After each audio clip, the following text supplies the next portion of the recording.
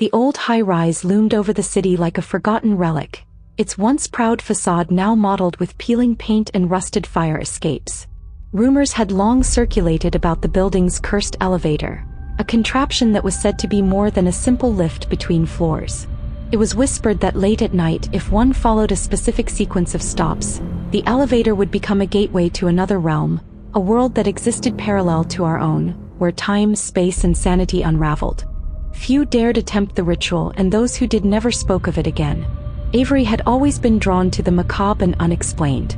An insatiable curiosity for urban legends had led them down countless rabbit holes, and this elevator game was the most tantalizing of them all. Reading forums and obscure posts online, Avery pieced together the rules. Enter the elevator alone, press the buttons in a precise order for then 2, then 6, then 2, then 10, and finally 5, and at the 5th floor if a mysterious woman appeared, do not acknowledge her in any way. Finally, the next move was to press the button to descend to the 1st floor. If the elevator descended normally, nothing unusual would happen, but if it inexplicably ascended instead, it meant that the barrier between worlds had been breached. It was on a bitter autumn evening, when the wind howled like a chorus of lost souls, that Avery decided to test the legend. The building was nearly deserted, a forgotten office tower abandoned for years, save for a handful of maintenance staff who shivered at every creak of its decaying bones. Avery's heart pounded with a mix of trepidation and exhilaration as they stepped into the elevator, the metal doors groaning in protest. Inside, the cramped cabin was dimly lit by a single flickering fluorescent light that cast long, jittery shadows along the stained walls. The control panel was outdated, the buttons slightly sticky, and the numbers dull with disuse. Taking a deep breath, Avery pressed the button for the 4th floor. Almost immediately, the elevator lurched upward. The ascent was unervingly smooth for a building that should have shuddered and rattled with age. As the elevator passed the intermediate floors with nothing remarkable to mark their passage, Avery's mind raced. Had they truly activated something other than a malfunctioning lift? A nagging voice in the back of their head warned that some legends were best left untested, but the thrill of the unknown was irresistible. When the elevator reached the 4th floor, the doors slid open silently. Avery's eyes darted to the floor indicator, a cold, digital display that confirmed 4. There was no one in the hall, only an echoing emptiness and the distant hum of a generator. The doors closed, and without hesitating, Avery pressed the button for the 2nd floor. The descent was accompanied by a disconcerting feeling of weightlessness. The elevator felt as if it were suspended in a thick, murky liquid rather than moving along a defined shaft. When the doors opened on the 2nd floor, the corridor was shrouded in darkness, the only light coming from the narrow window high on the wall that offered a view of an unremarkable alley. Avery quickly stepped back inside and pressed the button for the 6th floor. At the 6th floor, the air inside the elevator turned chill. The temperature plummeted, and Avery's breath became visible in the cold fluorescent light. The floors of the cabin seemed to vibrate in sync with a low, droning hum that wasn't mechanical at all, more like the distant murmur of 1,000 voices. The doors opened onto a corridor lined with old portraits whose eyes seemed to follow Avery's every move. Shaken but determined, Avery retreated into the metal sanctuary of the elevator and hit the button for the 2nd floor once more. This descent was even more disconcerting. The indicator ticked erratically as if unsure of its own existence. The sound of the elevator's cables resonated like forlorn sighs in a vast, empty hall. Arriving again on the 2nd floor, the space was exactly as before, an empty, unremarkable corridor. But something was off. The silence felt heavier, laden with the expectancy of unseen eyes. Heart pounding, Avery pressed the button for the 10th floor. The elevator ascended steadily, though the familiar hum had deepened into an ominous growl. The digital display flickered through numbers with a stuttering urgency. By the time the 10th floor was reached, the elevator's interior seemed to have shifted subtly.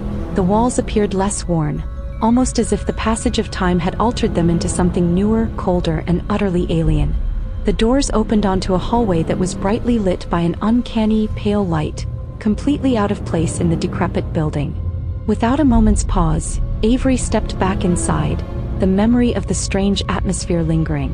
They pressed the button for the 5th floor, the final stop before the crucial, fateful moment. The journey to the 5th floor was marked by an oppressive silence that swallowed all sounds save for Avery's shallow, ragged breathing. As the elevator slowed and the digital display ticked to 5, a sense of dread coiled in the pit of Avery's stomach.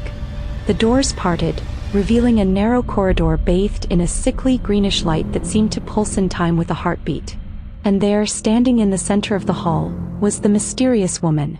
She was unlike anyone Avery had ever seen, draped in a tattered, antiquated dress that swayed as if caught in an unseen breeze. Her face was obscured by a heavy veil that fluttered slightly despite the still air. What was most unnerving, however, was the way she seemed to hover at the edge of vision, present, yet not fully there, as if made of smoke and sorrow.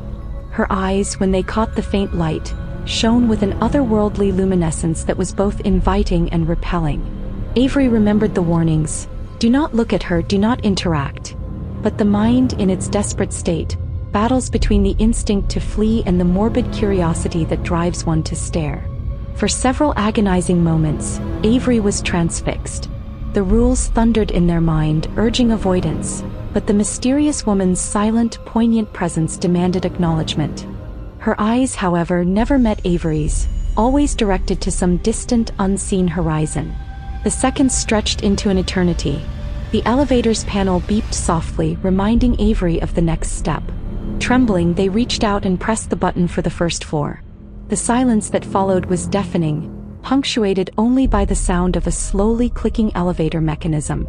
For a brief second, everything felt suspended in a limbo of dread and anticipation.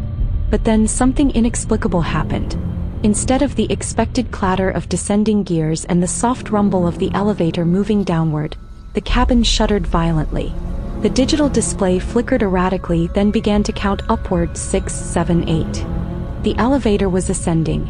Avery's heart hammered in their chest as the familiar sequence of floors was abandoned, replaced by an unknown trajectory.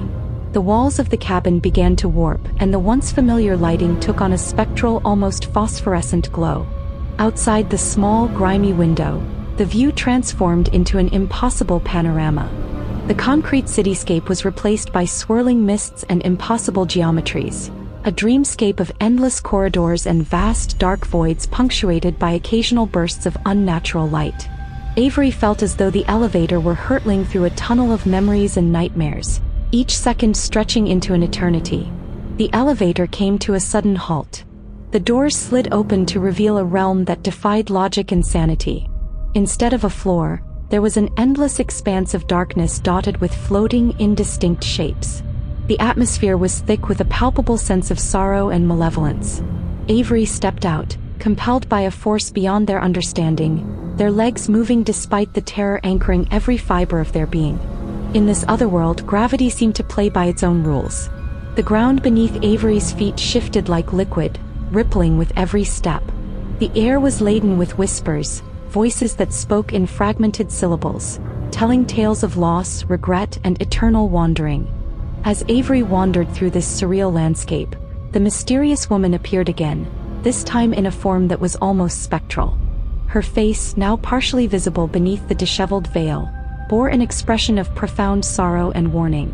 She extended a pale hand toward Avery, silently pleading for recognition, for release from a torment that had endured far beyond mortal understanding. But the rule was clear: never interact.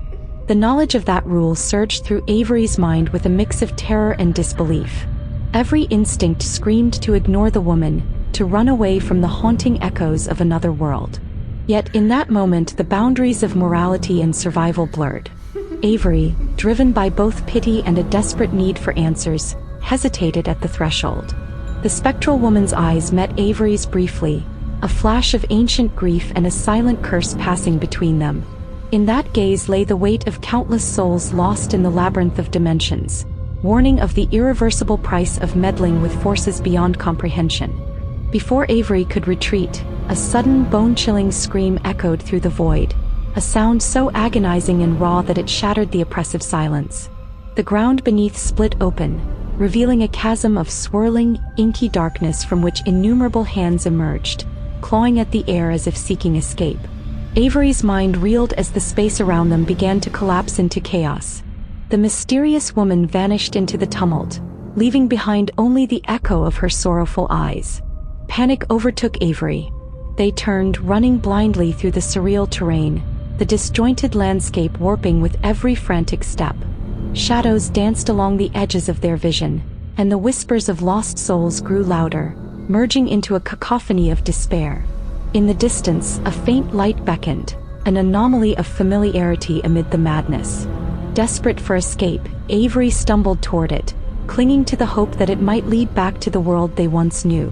The light led Avery to a grand, decaying staircase that spiraled upward into a vast, open chamber. The walls of the chamber were adorned with cryptic symbols and peeling murals that seemed to depict scenes of both beauty and horror, a macabre tapestry of life and death intertwined. In the center of the chamber stood an ornate door, its surface etched with intricate patterns that pulsed with an eerie luminescence. With no other option, Avery pushed open the door. Beyond it lay a long corridor lined with mirrors. Each mirror reflected not just Avery's terrified face, but fleeting images of other lives, other moments frozen in time. Faces of strangers, some pleading, others accusing, appeared and vanished as Avery passed. The corridor seemed endless, the reflections merging into one another until Avery could no longer distinguish where reality ended and illusion began. Finally, at the corridor's end, Avery emerged into a small, dimly lit room that resembled the interior of the original building's elevator. The oppressive air and familiar ding of metal against metal signaled that they had somehow returned. Hands trembling, Avery stepped inside the elevator, and without pressing any button, waited. The cabin seemed to shudder with anticipation as the doors slid closed. In the ensuing silence, Avery could no longer tell whether the horrors they had witnessed were real or the fevered constructs of a mind pushed beyond its limits. But the lingering sensation of being watched, of unseen forces lingering in every shadow, was undeniable. The elevator descended slowly, each floor marker passing like a heartbeat in the quiet room. When the doors finally opened onto the first floor, Avery stepped out into the familiar, albeit altered world of the abandoned building. Outside, the night was dark and cold, but the oppressive weight of that other realm clung to Avery like a second skin. The city's neon lights and distant hum of traffic seemed surreal, as if seen through a veil of altered perception. Avery stumbled out into the deserted street, the echo of that ghastly scream and the mysterious woman's sorrowful eyes forever etched into their mind. In the days that followed, Avery became a haunted shell of the person they once were. Every creak of an elevator, every fleeting glimpse of a veiled figure in a darkened window, rekindled the terror of that night. Sleep became a distant memory, and every attempt to share the experience was met with skepticism, pity, or outright disbelief. Yet deep down, Avery knew the truth, that there were realms beyond our understanding, accessible by rituals that defied logic and reason. Some nights, Avery would awaken from nightmares drenched in sweat, the whispers of that lost world echoing in their ears. They would see, in the corner of their eye, the spectral image of the mysterious woman, her sorrowful gaze a silent reminder of the price paid for curiosity. Avery's attempts to forget, to move on, were futile. The experience had imprinted itself on their soul, an indelible scar from which there was no healing. Eventually, Avery became obsessed with uncovering more about the legend of the cursed elevator. Late into the night, they scoured online forums, ancient archives, and whispered conversations with those who claimed to have encountered the inexplicable. One persistent theory mentioned the tragic fate of Elisa Lam, a name that had become synonymous with urban mystery and inexplicable death. Some suggested that her demise was intertwined with the rituals of the elevator game, a grim consequence of tampering with forces best left undisturbed. Though Avery had never felt any connection to that tragedy before, now it loomed large as a harrowing possibility, a cautionary tale of what might await those who dared to cross the threshold between worlds. In the end, Avery's story remained one of endless questions and unanswerable mysteries. Had they truly stepped into another realm, or was it all a hallucination born of guilt and fear? The memories were as vivid as they were inexplicable, the strange corridor of mirrors, the swirling abyss, the mournful eyes of the mysterious woman, and yet rationality insisted that no such other world existed. Yet every time Avery closed their eyes, they were transported back to that fateful night. The echoes of whispered voices, the oppressive chill of a space where time and reality unraveled, and the constant, inescapable sense that something had followed them back from that terrible journey, all of it conspired to ensure that the boundaries between the mundane and the macabre would never again feel secure.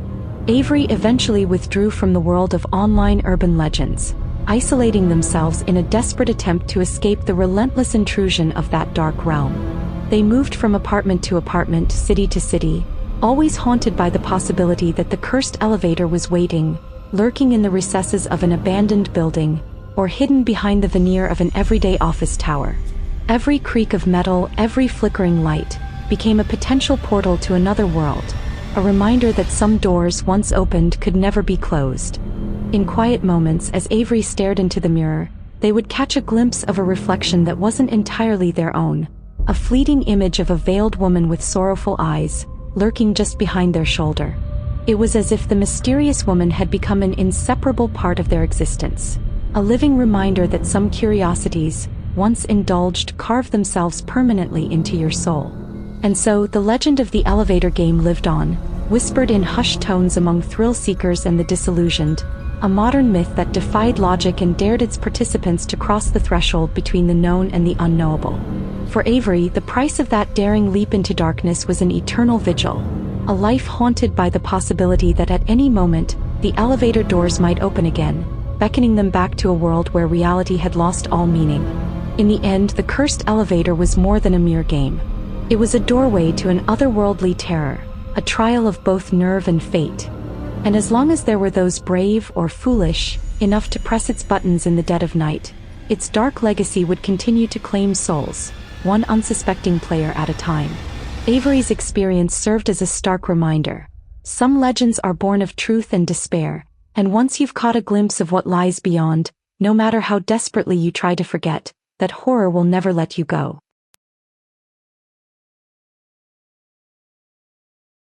That's it for tonight's tale. But don't worry, there's always more where that came from. Be sure to stay tuned for even more nerve-thrilling horror stories every single week. If you haven't already, hit that subscribe button and join us here at the Hollow Horror. You won't want to miss what's coming next. Until then, stay safe. Or stay scared. See you next time.